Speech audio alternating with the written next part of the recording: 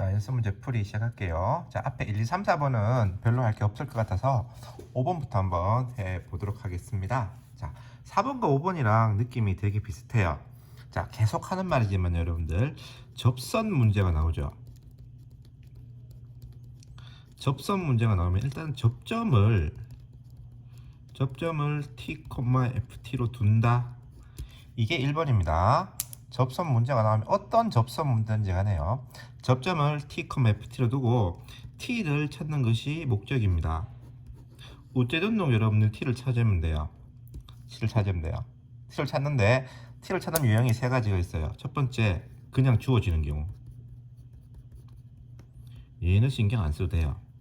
두 번째, 기울기가 주어지는 경우. 세 번째, 곡선 밖의 한 점이 주어지는 경우.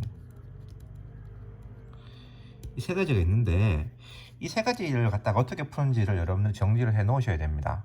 수업 시간에 다 해줬고요.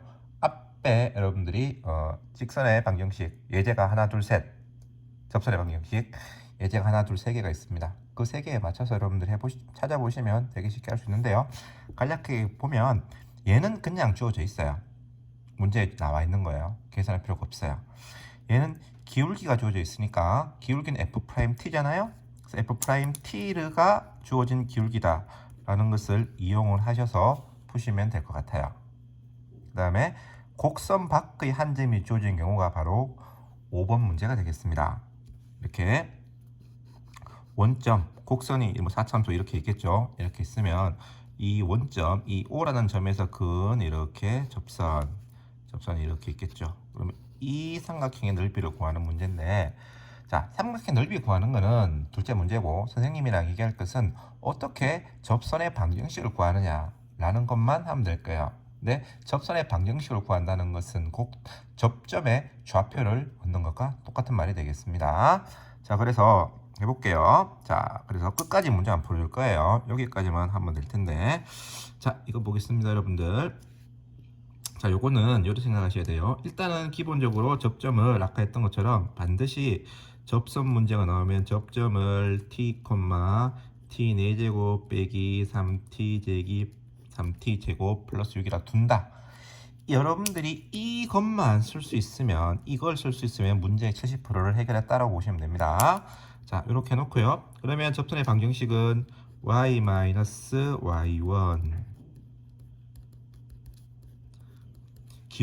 기울기는 미분 계수잖아요. 그렇죠? 미분하면 4t 세제곱 빼기 6t 빼기 x-x1 요것이 접선의 방정식이죠.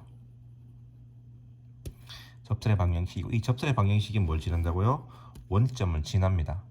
원점을 지나기 때문에 0,0을 갖다가 대입을 하면, 계산을 하십시오. 대입을 하면 t 값을 찾을 수 있어요. 그래서 t 값을 찾으면 t, ft가 접점이니까 a와 b의 좌표를 구할 수 있으니 문제를 쉽게 해결할 수가 있을 겁니다. 그래서 이 5번 문제는요, 아주 정형화된 패턴이 딱 있는 문제로서 여러분들 이런 문제는 나오면 얻어먹는다라고 생각을 하셔야 돼요. 똑같은 문제가 나오니까 그렇게 여러분들이 생각을 하시면 될 것 같습니다. 자, 그 다음에 7번으로 넘어가겠습니다. 자, 7번은요, 일단 이것도 여러분들 많이 수업 시간에 보니까 많이 헷갈려하던 그런 부분이 있는 것 같은데요. 다 공감하는 것은, 자, 이것은 증가함수다. 증가함수란 말은 계속 커지기만 하고 감소하는 부분이 없는 거예요. 한 번이라도 감소하지 않는 거잖아요. 그러면 증가만 하고 감소를 안 하니까 증가와 감소가 바뀔 일이 없죠. 증가와 감소가 바뀌는 데를 갖다가 극값이라고 해요. 극값. 증가해서 감소로 바뀌면 극대, 감소해서 증가로 바뀐 극소, 극점, 극값이라 말을 하는데, 증가함수란 말은 극값이 없는 거예요. 왜? 증가해서 감소로 바뀌지만 않고 계속 증가만 하니까. 감소도 마찬가지예요. 계속 감소만 하는 함수는 감소해서 증가로 바뀌지 않기 때문에 극값이라는 것이 없다라는 겁니다. 그래서 이 말은 원래 의미는 증가함수인데, 증가함수란 말은 극값이 없다 같은 말이다. 그럼 극값이라는 것은 언제 가지느냐? 극값은 미분해서 0 되는 것 중에서, 중근 아닌 놈이 극값이잖아요. 미분에서 0 되는 것 중 중근 아닌 놈이 극값이니까 극값이 없으려 그러면 미분에서 0 되는 것이 없거나 있더라도 뭐라면 중근이라면 되지 않을까라는 겁니다. 자, 그러면 fx가 이렇게 되니까 자, 이거 미분하면요. f 프라임 x는 3x 제곱 플러스 2ax 플러스 a잖아요. 그럼 미분에서 0 되는 거 이 2차 방정식이 근이 없거나 가지더라도 중근을 가진다면 극값이 없지 않겠느냐라는 결론을 찾아낼 수가 있을 겁니다. 그래서 판별식 D가 0보다 작거나 같다. 이 식을 풀어주면은 답을 찾아낼 수가 있을 것입니다. 다음 그 밑에 8번 잠깐 보면요. 8번은 극값의 합을 구하라 그랬으니까 y값이죠. 우리가 극대 극소라고 물으면 x값이잖아요. 근데 극대값 극대값 극소값 그러면 걔는 y값이다. 그래서 x를 구하 미분해서 0 되는 x값이 아니고요. 미분해서 0 되는 것 중에서 중근 아닌 거 찾아서 극값을 여기에 대입을 해서 구한 y값이 바로 극값이 된다. 그렇게 여러분들 생각하시면 되겠습니다. 그 다음에 자 9번 엄청 중요합니다.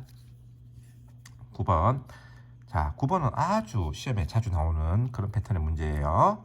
자, 극대값이 5다. 그러면 극값은 언제 가진다? 미분해서 0 되는 점이니까 여기 미분해서 0 되는 것 중에서 중근 아니다. 중근 아닌 거 어떻게 판단해요? 접하지 않잖아요. 그래서 중근 아닌 것에서 답이 나오는데요. 어쨌든 이게 모양을 보시면 아시겠지만 둘 다 중근이 아니에요. 그럼 중근이 아닌데 어디가 극대인지 극소인지 모르는데 극대 극소 판정하는 방법은 f'x의 부호가 어떻게 되느냐잖아요. f'x의 부호가 여기는 플러스, 여기는 마이너스.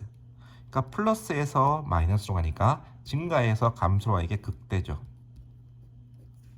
그럼 여기는 마이너스에서 플러스로 가죠. 감소해서 증가로 가니까 얘는 극소가 되겠습니다. 그래서 극대값이 5란 말은 f0가 5일 때 f4가 얼마인지를 묻는 문제가 되겠죠. 그 다음에 0과 4에서는 극값을 가지니까 f'0도 0이고 f'4도 0이 될 것입니다. 그래서 요걸 갖고 문제를 해결하면 될 겁니다.